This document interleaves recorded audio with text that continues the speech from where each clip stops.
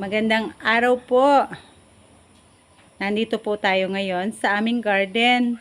I-share po namin sa inyo itong aming Japanese orange.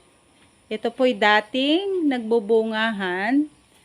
Patatlong taon na nga po. Ito ang mga bunga niya. O, ayan. Malalaki po. Hindi masyadong malaki dahil nahulog po. Noong time na bumubunga siya, nagsisimula, tag-ulan po, kaya hindi maiwasan na nahulog yung ibang mga buko at saka napasabak po sa bagyuhan, lakas ng hangin. Nandito po si Kabiteño Farmer na nag-check ng kanyang bunga ng Japanese orange. Ito, lalaki mga ito na. Medyo na dilaw-dilaw na siya. Nalagas lang itong mga bulaklak nito kaya napakarami dati na bunga nito Ito yung napakarami malalaki. Ito, dahil sa lupa. Ito,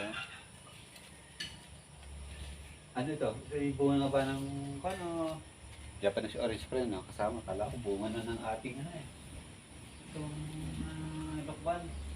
Lokban is suhang. Ito, Suhang Davao po namin itong isa.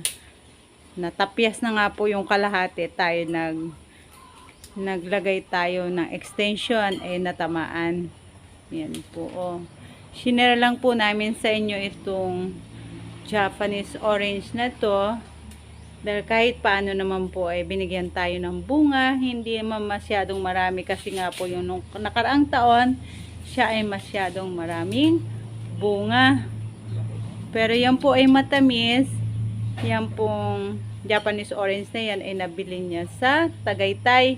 Grafting po, pero 2019 niya tinanim. 3 years na po siya namumunga. Mabilis lang pong pabungahin. Yan. Nakakatuwang tingnan po pag may mga bunga. Ito, nadilaw-dilaw na. Pero hindi pa siya Parang wala sa araw yan. hindi pa siya kasi malaki po ang bunga niyan bago siya mahinog. Dati po kasi yan maagang bumunga kaya maraming nakatuloy last year. Pero ngayon po nagsimula siyang bumunga ay July. Yan. Yung ating kalakasan ng ulan at saka bagyo. Yan lang muna po ang ating i-share sa inyo kasi kailangan po natin ng update.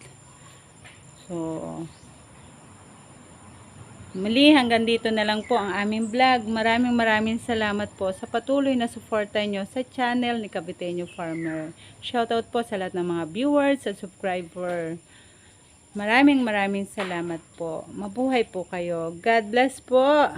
Bye-bye.